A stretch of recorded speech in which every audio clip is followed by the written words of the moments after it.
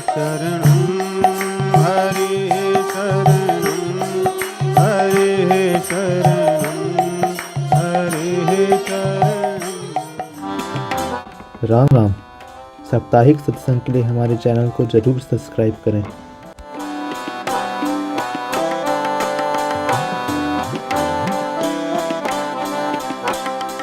आचार्य पर्यन्तां वन्दे श्रीगुरुपरम्पराम्।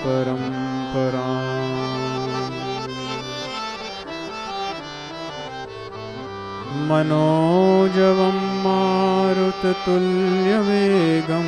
जितेन्द्रियं बुद्धिमतां वरिष्ठं वातात्मजं वानरयूथमुख्यं श्रीरामदूतं शरणं प्रपद्ये। लोकाभिरामं रणरङ्गधीरं राजीवनेत्रं रघुवंशनाथं कारुण्यरूपं करुणाकरं श्रीरामचन्द्रं शरणं प्रपद्ये।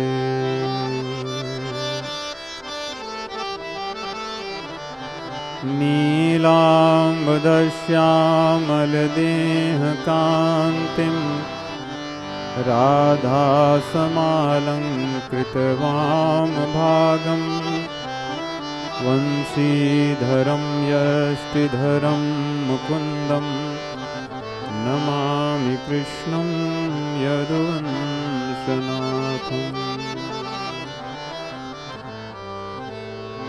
कर्पूरगौरं करुणावतारं संसारसारं भुजगेन्द्रहारं सदा वसन्तं हृदयारविन्दे भवं भवानी सहितं नमामि।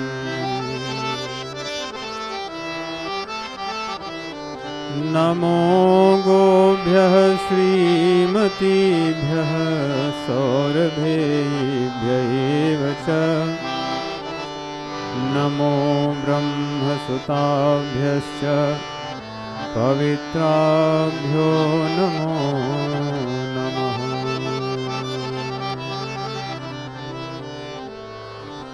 पवित्राभ्यो नमो नमः।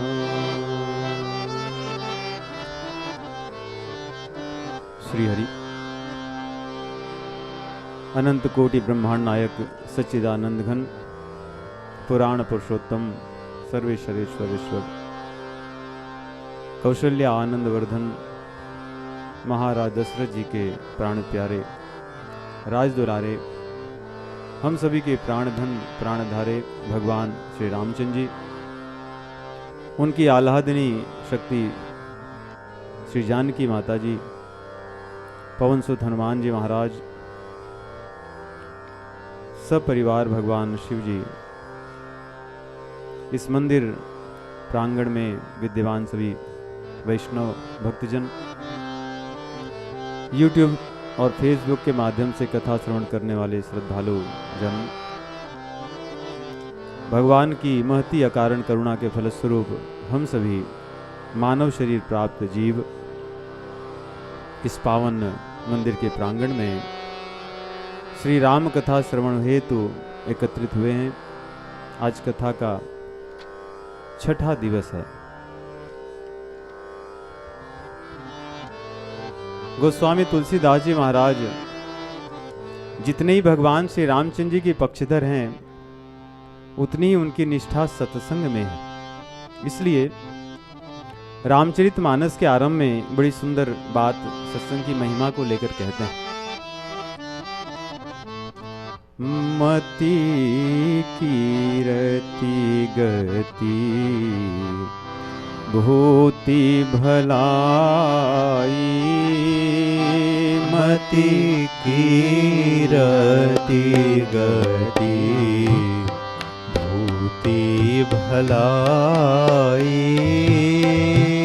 मति कीरति गति भूति भलाई मति कीरति गति भूति भलाई जब जी जतन जहाँ जही पाई जब जेहि जतना जहाँ जेहि पाई मति कीरति गति भूति भलाई मति कीरति गति भूति भलाई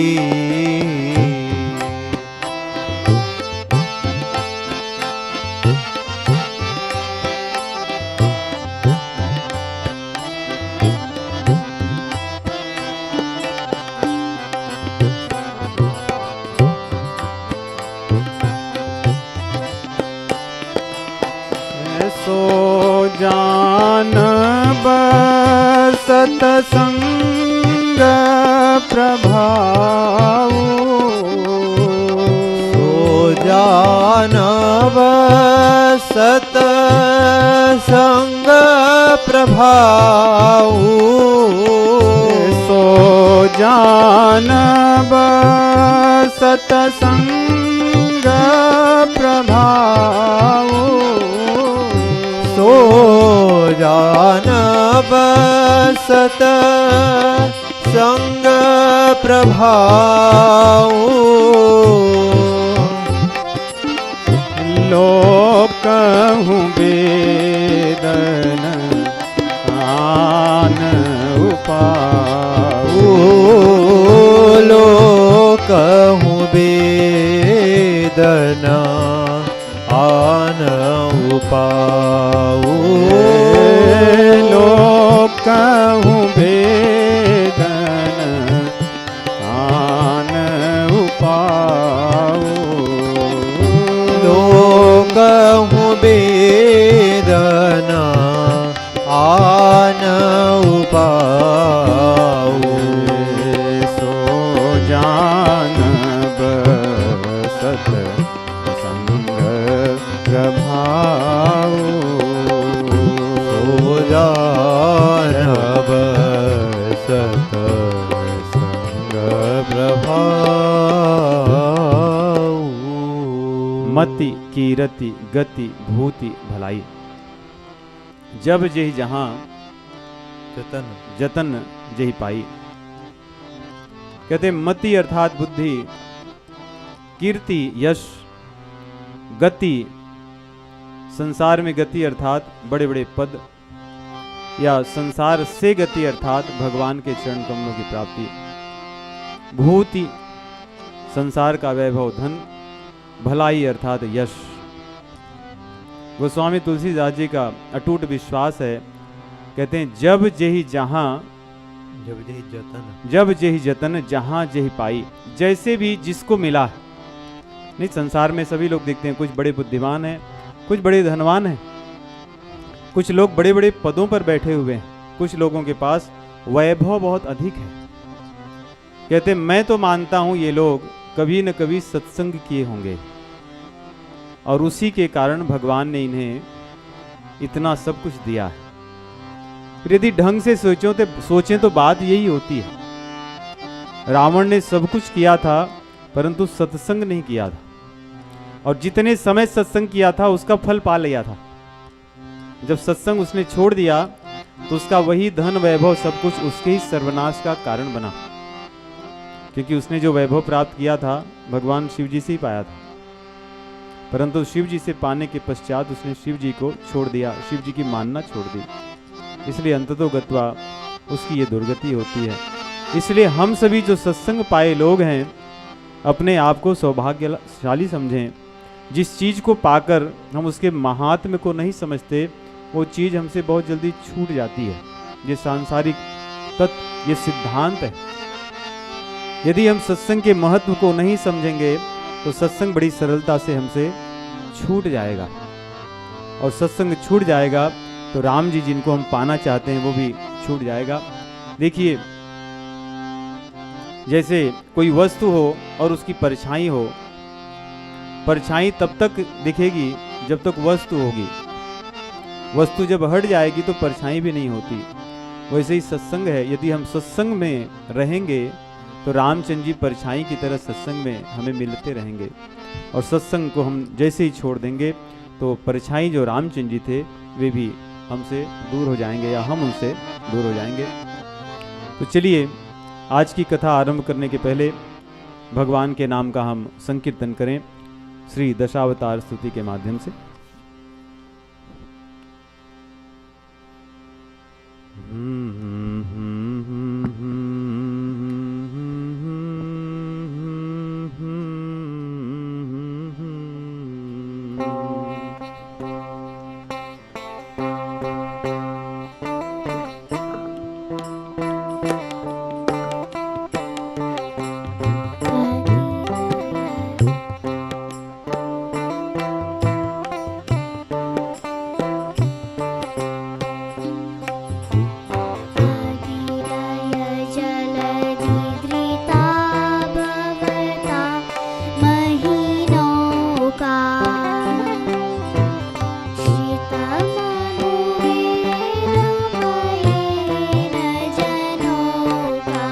श्रित मनु वेद जैन जनों का, राघवदीत मत्स्य शरीरा, जय श्री राम हरे,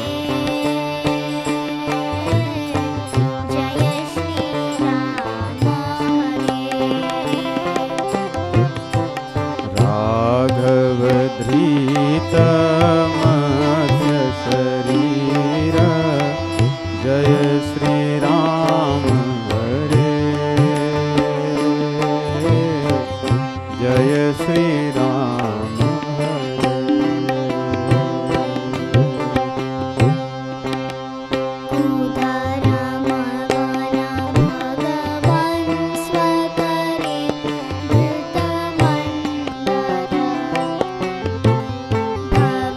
भववारिधि मन्दर, धृतमण्डल भववारिधि मंदर गुण मंदिर, राघवदीत कमठ शरीरा, जय श्री राम हरे,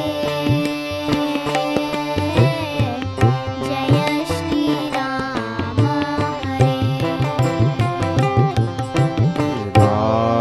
राघवधृत कमठ शरीर, जय श्री राम हरे, जय श्री राम हरे।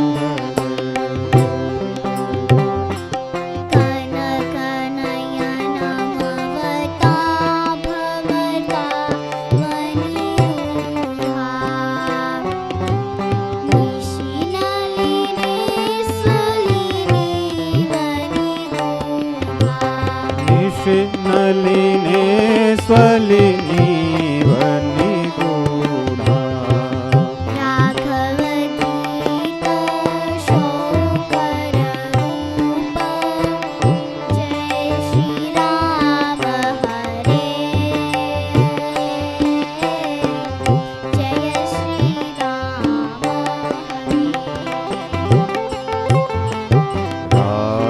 राघवधृत शोकर रूप,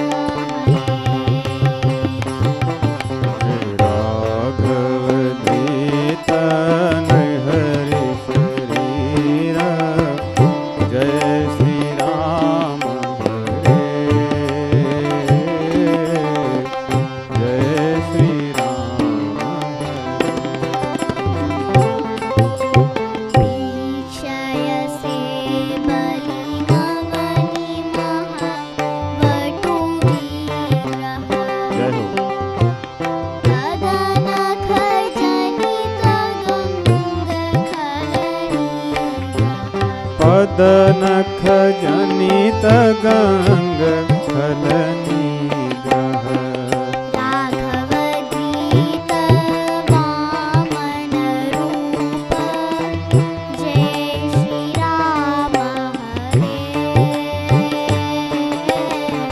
जय श्री राम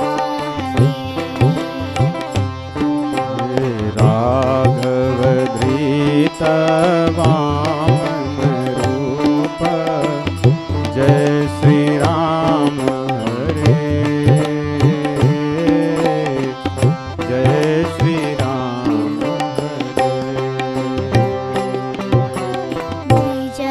द्विजकुलशस्य पयोदपरश्वधारण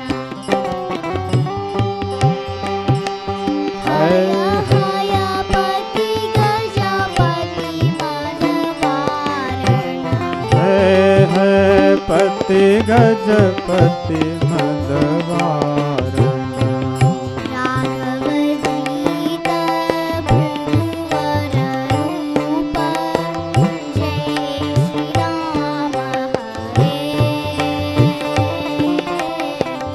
जय श्री राम हरे राघवदीत भृगुवर रूप जय श्री राम हरे जय श्री राम हरे दशरथ कौशल्या सुकृताभि सुधाकर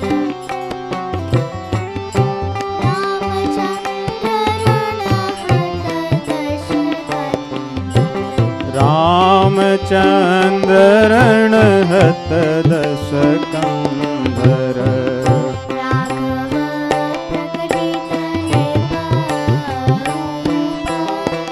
जय श्री राम हरे जय श्री राम हरे हे राघव प्रकटित नृप रूप जय श्री राम हरे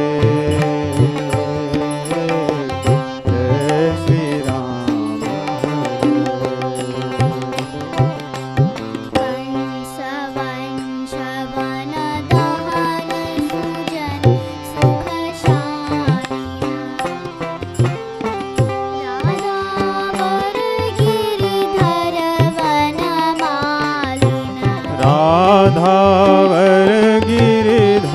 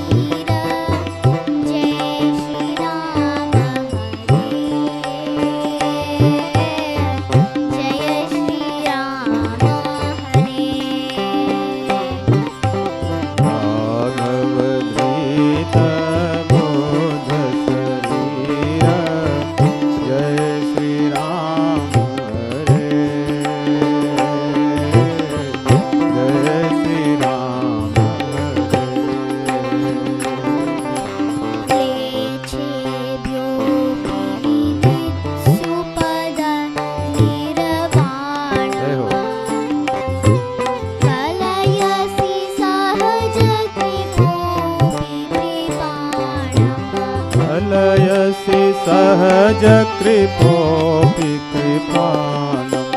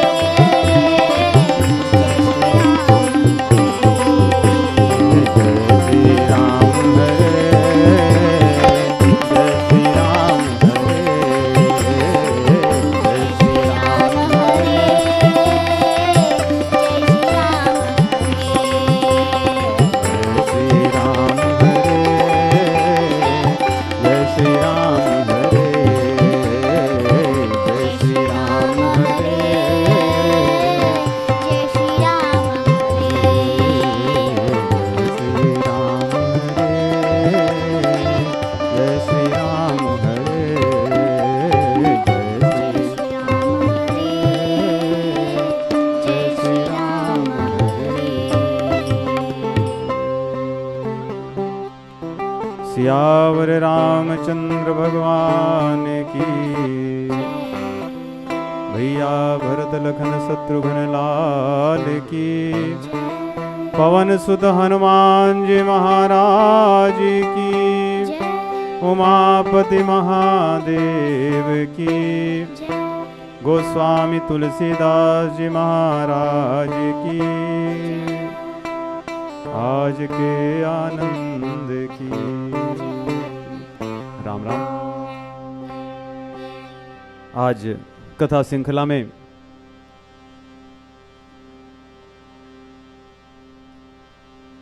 भगवान श्री रामचंद्र जी को आप लोग जो बातें कर रहे हैं आप लोग बाहर कर सकते हैं, उससे हमें कथा में बहुत बाधा पहुंचती है। तो भगवान श्री रामचंद्र जी अपने पिताजी की आज्ञा को सुन करके वन के लिए निकलने वाले हैं। अपनी माता से कहते हैं कि पिता दीन मुहि कानन राजू। पिताजी ने हम पर बड़ी कृपा की है कि हमें वन का राज दे दिया। माता जी भी उनसे कुछ कह नहीं पाती रुकने के लिए, क्योंकि कहते हैं कि सम्मत इस वन गमन में माता और पिता दोनों की है, इसलिए कहती मैं कुछ नहीं कह सकती, परंतु आप तो हमारे और मेरे साथ साथ श्री अवध में सभी के प्राणों के प्राण हो। हमें लगता है, नहीं, हम कहते हैं कि प्राण निकल गए, तो प्राण वायु है 5, प्राण अपान समान ब्यान उदान मुख्य, इसके अतिरिक्त 5 उप प्राण वायु हैं, नाग कुर्म क्रीकर धनंजय और देवदत्त। परंतु ये 5 जो प्राण वायु हैं, हमें लगता है कि ये रहेंगे तो हम जीवित रहेंगे, परंतु वास्तविक इन प्राणों के प्राण तो भगवान है, क्योंकि ये शरीर ऐसे ही रहता है और एक दिन जब इसमें से वो चले जाते हैं, वो उड़ जाते हैं, तो प्राण वायु तो यहीं रहते हैं, परंतु ये कुछ कर नहीं पाते। हर प्राण वायु का अपना कार्य है, किसी का सांस को बाहर लेना, किसी का सांस को अंदर लेना, किसी को छींकने में, किसी को चलने में, और कोई कोई प्राण वायु तो जो हम सोते हैं निद्रा करते हैं तो शरीर में जो सब गतिविधियां होती है वही करते हैं, छींकना, आंखों का पलकों का झपकना, परंतु ये सब रहते हैं। परंतु इसमें से प्रभु जिस समय निकल जाते हैं, ये लोग भी धीरे धीरे अपना रास्ता मापते हैं कि अब यहाँ से काम हो गया। सबसे अंत में एक प्राणवायु होता है जो शरीर को मरने के बाद फुलाता है, कड़क कर देता है, जिससे ये विघटित होकर धरती में मिल जाए या नष्ट हो जाए। तो प्राणवायु अपने आप में हमें जीवित नहीं रखते। अगर ऐसा होता तो आजकल के साइंटिस्ट लोग तो बड़े विद्वान हैं, नई नई प्राणवायु पैदा कर लिए होते। वो सब करके भी हम कुछ नहीं कर सकते, क्योंकि प्राण के प्राण भगवान श्री रामचंद्र जी हैं। तो माता कौशल्या जी कहती हैं कि तुम तो हमारे प्राण के प्राण हो। आपके चले जाने पर 14 वर्ष तक हम लोग मृतक के समान से अयोध्या में जिएंगे। जैसे रोगी व्यक्ति मृत प्राय हो, उसके जीवन में कोई आनंद नहीं होता, हमारे जीवन में ऐसी स्थिति होगी। पूत परम प्रिय तुम सब ही के, पूत परम प्रिय तुम सब ही के, प्राण प्राण के जीवन जी के, प्राण प्राण के जीवन जी के, प्राण प्राण के जीवन जी के। हमारे जीवन के जीवन आप हैं, हमारे प्राणों के प्राण आप हैं। इसका अर्थ यदि रामचंद्र जी हमारे जीवन में न हो तो भले हम जी रहे हैं, कौशल्या माता जी के अनुसार हम मृत हैं, मरे हुए हैं, और भले हमें लगता हो कि हमारे प्राणों में, हमारे भीतर प्राण हैं, परंतु प्राणहीन हम हैं, ऐसी भावना है। आगे माता सीता जी को पता चलता है, दौड़ी हुई आती है, माता कौशल्या जी के चरणों पर गिर पड़ती। आज तक मर्यादा के अनुसार, ऐसी पहली हमारी भारतीय मर्यादा थी कि पति पत्नी कभी माता पिता के सामने या बड़ों के सामने एक साथ बात नहीं करते थे, ऐसी होती थी। माता जानकी जी न तो भगवान श्री रामचंद्र जी से कभी बात की हैं अपनी माता सास ससुर के सामने, न तो भगवान ने कभी अपने माता पिता के सामने बात की है, परंतु आज परिस्थिति ऐसी है कि बात करना होगा। इसलिए कहते हैं कि आज तक तो मैंने ऐसे कभी कुछ बोला नहीं, परंतु परिस्थिति ऐसी है, इसलिए मेरी बात का बुरा मत मानना, मुझे कहना होगा। माता जानकी जी आरंभ कहती हैं आपके वन जाने से 2 चीजें होंगी, या तो मैं शरीर और प्राण के साथ आपके साथ चलूंगी, या तो केवल मेरे प्राण चलेंगे। अर्थात यदि आप मुझे साथ ले चलोगे तो मेरी शरीर और प्राण दोनों आपके साथ रहेंगे। यदि आप मुझे अयोध्या में रख कर जाओगे तो शरीर मेरी नष्ट हो जाएगी, केवल प्राण पे खेरू बचे रहेंगे। उन प्राणों से, मन से मैं आपके साथ चलूंगी। भगवान श्री रामचंद्र जी पहले ही उनकी बात सुनकर वही माता कौशल्या के सामने कुछ कह नहीं पाते कि कहूँ क्या इन्हें। और सभी लोग शांत हैं, कौशल्या माता जी बैठी हैं, रामचंद्र जी खड़े हैं और जानकी माता जी बैठी, क्योंकि उनके चरण पकड़ी थी, वहीं बैठ गई। और उनके जो नूपुर हैं, पायल कहते हैं, पायल, उसमें जो घुंघरू होते हैं, वे चिंतन कर रही हैं और अपने पैर के उंगलियों से धरती को धीरे धीरे खोद रही हैं। ऐसा लग रहा है कि अपनी माँ धरती से कह रही हैं कि माँ, मेरे जीवन में बहुत कष्ट आया है, करूं तो क्या करूं।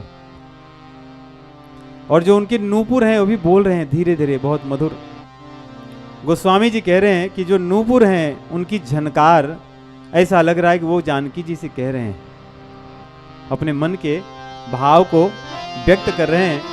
कहते हैं कि जानकी जी, तुम चलोगी तो हमें यहाँ उतार कर मत चलना, हमें भी ले चलना, हम भी तुम्हारे साथ चलेंगे। ऐसा ना हो कि तुम राज के जो आभूषण है उनको तो उतारोगी, परंतु हमें भी मत उतार देना।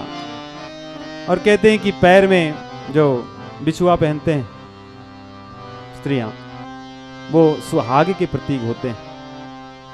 गले में कुछ पहनना सुहाग का प्रतीक होता है।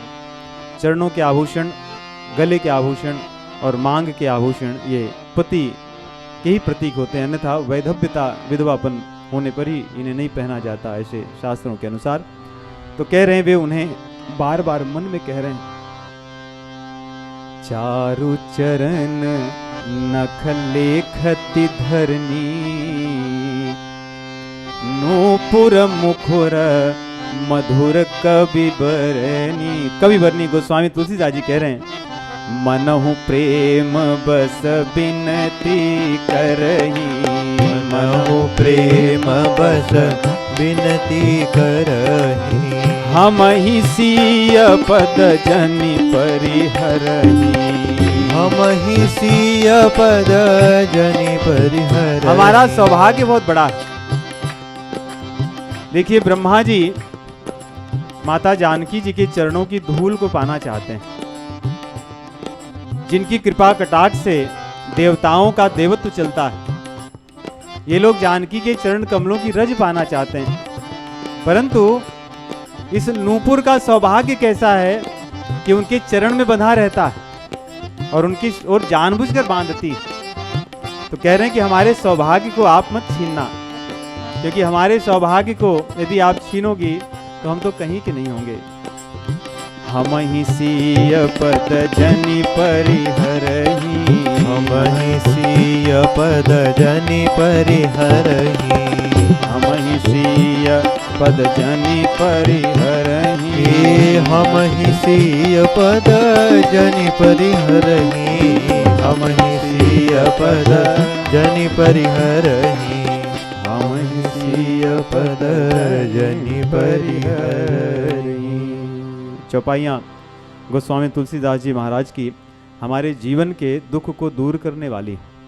इन चौपाइयों को गाकर हम अपने शोक को नष्ट कर सकते हैं, हम अपने बुरे भाग्य को बदल सकते हैं। क्योंकि ये चौपाइयाँ कई बार हमें लगती हैं कि सामान्य शब्द ही तो हैं, शब्द ही नहीं, शब्द में ही सब कुछ छिपा होता है। एक बार सूरदास जी से पूछा उस समय के उनके सखाओं ने, अन्य आचार्यों ने, कि सूरदास जी, आप और गोस्वामी तुलसीदास जी ये दोनों बड़े प्रसिद्ध हैं, आपने भी बहुत सी रचनाएं की हैं और गोस्वामी जी ने तो पोथियों की पोथियां लिखी हैं। कविताओं में, कवियों में आपका ही नाम आता और उनका आता है। कौन श्रेष्ठ है, किसकी कविता अच्छी है? सूरदास जी ने कहा कि मेरी। और वैष्णवों की ऐसी उत्तर बड़े शोभनीय नहीं माने जाते कि मेरी अच्छी है और उनकी नहीं। प्रायः वैष्णव दूसरों की कृतियों को, दूसरों की भक्ति को, दूसरे की साधना को ही श्रेष्ठ समझता है। तो लोगों ने कहा कि आपके उत्तर से लगता नहीं कि आप मन से कह रहे हैं। सूरदास जी ने कहा कि आपका जो प्रश्न था मैंने उत्तर वही दिया कि आपने पूछा कि कविता किसकी अच्छी है, तो मैं तो कहूंगा, कवि कहेगा कि कविता उसी की अच्छी है। गोस्वामी जी कहते हैं कि कोई कैसा भी कवि हो, निज कवित्त के ही लागन नीका, सरस हो अथवा अति फीका। कोई भी कवि हो, उसकी अपनी रचना बड़ी अच्छी लगती, भले खराबी हो क्यों न। तो सूरदास जी ने कहा, इसलिए मैंने कहा बोले फिर गोस्वामी तुलसीदास जी की, बोले उनकी कविता कविता नहीं है, वे तो मंत्र हैं, एक एक चौपाइयाँ मंत्रवत हैं। ये हमारे जीवन को बदलने वाली, ये कविताएं नहीं है केवल, इसलिए इनको गाकर हम अपने जीवन को बदल सकते हैं, अपने स्वभाव को बदल सकते हैं, अपने बुरे भाग्य को सौभाग्य में परिवर्तित कर सकते हैं। माता कौशल्या जी कहती हैं कि तुम्हारी विनती मुझे बड़ी पीड़ा दे रही है, क्योंकि मैंने तुम्हें 12 वर्षों से, विवाह हुए 12 वर्ष के आसपास हो गए, मैंने तुम्हें 12 वर्ष से बहुत प्रेम से पाला। कभी मैं तुम्हें भूमि पर नहीं चलने दी हूं, या तो मैंने तुम्हें पलंग पे बैठाया है, मखमली पलंग पे, या तो हिंडोले पर, झूले पर ही मैं तुम्हें बैठाई। यहां तक कि मैंने अपने घर में कभी तुम्हें बत्ती, दिया बत्ती करने के भी लिए भी नहीं कहा है कि कभी आप कोई दीपक जलाएं, क्योंकि अयोध्या धाम में सब मड़ियों के दीपक थे। गोस्वामी जी कहते हैं कि ये सब इच्छानुसार, समय के अनुसार जलते और बुझते थे, इन्हें कोई जलाने बुझाने वाला नहीं था। आज भी ऐसे ही नहीं दीपक ये उस समय ही ऐसा वर्णन रामचरितमानस में कि दीपक स्वचालित थे, अपने आप समय पर जलते और बुझते थे, कोई उन्हें बुझाने जलाने वाले नहीं थे। बोले हमने तो ऐसी व्यवस्था की थी कि तुमसे हमने कभी कोई सेवा श्री अवध में नहीं ली है, इतना प्रेम से तुम्हें हमने पाला है। पलंग पीठ तजी गोद हिंडोरा, सियन दीन पगु अवनी कठोरा, जीवन मोर जिमी जोगवत रहो, दीप बात नहीं तारन कहूँ।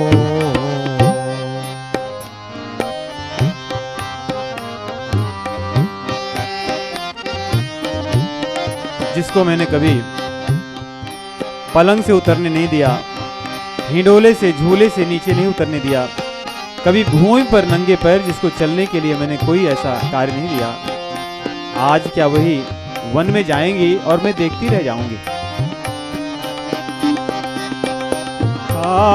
सोई सिया चलन चाहती बन साथा, आय सुखा होय रघुनाथा। सोई सिय चलन जहती बन साथा, आय सुखा होय रघुनाथा। क्या उन्हीं सीता जी को वन में जाने की जो इच्छा की बैठी हैं, रघुनाथ रामचंद्र जी को कह रही हैं आपकी क्या इच्छा है, आप क्या आज्ञा देंगे? क्योंकि पत्नी पर सासु का, देखिए रामचरितमानस में सभी के घरों की समस्याएं का समाधान है। बहू पर सासु का अधिकार उतना नहीं होता जितना पति का होता है। कौशल्या माता जी इसलिए कुछ भी नहीं कह रही हैं, कह रही हैं रघुनाथ ये कह रही हैं वन में जाने के लिए, आप क्या कहते हैं, आपकी क्या आज्ञा है? क्योंकि मेरी इच्छा तो मैंने अपनी बता दी कि मैंने इनको ऐसे ऐसे पाला है, बाकी आज्ञा या इच्छा तो आपकी होगी, आप क्या कहना चाह रहे हैं? भगवान श्री रामचंद्र जी कुछ भी नहीं बोलते, शांत हैं। आगे माता कैकेयी जी कहती हैं कि मेरी ये प्यारी जानकी, ये तो यदि कहीं हमारे यहाँ सर्वत्र इतने बढ़िया बढ़िया चित्र लगे हैं, इन चित्रों में यदि कहीं बंदर दिख जाए, कहीं भालू दिख जाए, कहीं सिंह दिख जाए तो उसको देख कर डर जाती। यदि वन में जाएंगी वहां तो साक्षात बंदर भालू सिंह दिखेंगे, तब इनकी क्या दशा होगी? इस प्रकार वो अपने मन में सोच रही थी। रघुनाथ जी से कहती हैं कैसी बन बसी तात के ही भांति, चित्र लिखित कवि देखी डराते सिय बन बसी तात के ही भांति चित्र लिखित कभी देखी डराती। भगवान श्री रामचंद्र जी शांत एकदम वैसे ही हैं, कुछ भी नहीं बोल रहे हैं। कैसे बोलें? चलने के लिए भी नहीं कह सकते और रुकने के लिए भी नहीं कह सकते, क्योंकि जानकी जी ने पहले ही अपनी बात कह दी है कि तनु प्राण कि केवल प्राणा, या तो मेरे प्राण रहेंगे या तो शरीर और प्राण दोनों होगा। और भगवान के लिए कितनी धर्म संकट की बात है। माता कौशल्या जी जब कोई नहीं कह रहा तो अपनी बात कह रही हैं, यदि सिया चली जाएंगी तो मेरे जीवन का आधार टूट जाएगा। तुम तो जा ही रहे हो और इनके जाने पर मैं किससे बात करूंगी, किससे अपने मन की कुछ बातें कहूंगी, किससे मैं बैठकर रो करके अपनी भावनाओं को व्यक्त करूंगी। क्योंकि दुख में यदि कोई व्यक्ति हमारी सुनने वाला हो तो ये भी दुख कम हो जाता है। क्योंकि दुख को कोई बांट नहीं सकता, दुख को कोई नष्ट नहीं कर सकता, परंतु दुख को सुन करके दुख को हल्का किया जा सकता है, उसके भार को कम किया जा सकता है। इस प्रकार माता कौशल्या जी कहती हैं, रामचंद्र जी बड़े ही संकोच में और कुछ बोलने की इच्छा नहीं हो रही है, परंतु अंततः भगवान रामचंद्र जी अपने मन की बात करते हैं, जानकी जी को शिक्षा देते हैं। कह रहे हैं कि आयसु, क्योंकि माता कौशल्या ने पूछा था कि आयसु काह कहो रघुनाथा, आपकी आज्ञा क्या है? तो रामचंद्र जी आरंभ वहीं से कहते हैं कि मेरी आज्ञा क्या है वो मैं कह रहा हूं। आयसु मोर नीक जो चहूं, आयसु मोर नीक जो चहु बचन